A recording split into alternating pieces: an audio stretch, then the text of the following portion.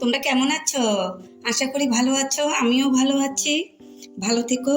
আমি একটা নতুন ধরনের রেসিপি নিয়ে তোমাদের সামনে চলে এসেছি। সেটা দেখো, আমি এই যে লাউ শাক, দেখো লাউ শাক এইভাবে আমি কেটে নিয়েছি। দেখো পাতা পাতা সহকারে আমি কেটেছি। আর এখানে দেখো আমি সিম নিয়েছি, দেখো এরকম গোটা গোটা সিম নিয়েছি। এটা দিয়ে আজকে রান্না করব। কিভাবে রান্না করি তোমরা আমার সঙ্গে থেকো, পুরো ভিডিওটাই দেখবে। খুব টেস্ট শাকটা, হ্যাঁ, এই দিয়ে এক থাল ভাত খেতে পারবে। এখানে আমি একটু মশলা নিয়েছি।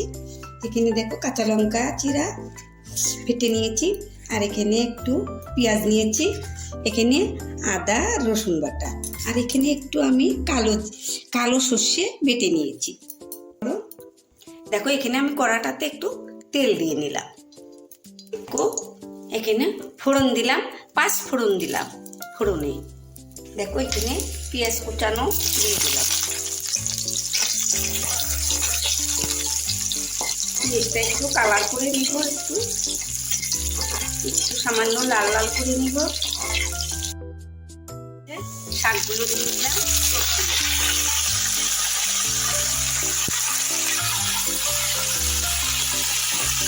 দেখো স্বাদ অনুযায়ী লবণ দিলাম, হলুদ গুঁড়ো দিলাম। দেখো 2-3 মিনিট ঢেকে দিলাম।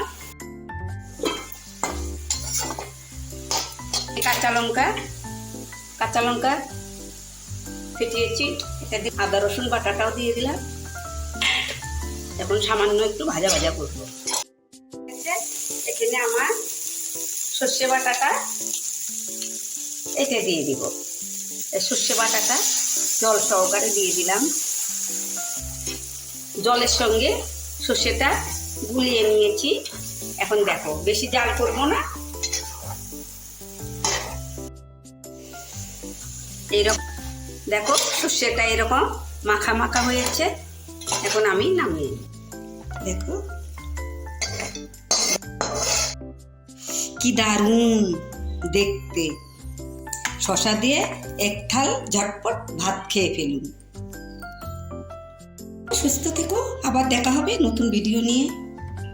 তোমরা লাইক কমেন্ট শেয়ার করো, সাবস্ক্রাইব করো। আগামীতে আবার আসবো নতুন ভিডিও নিয়ে।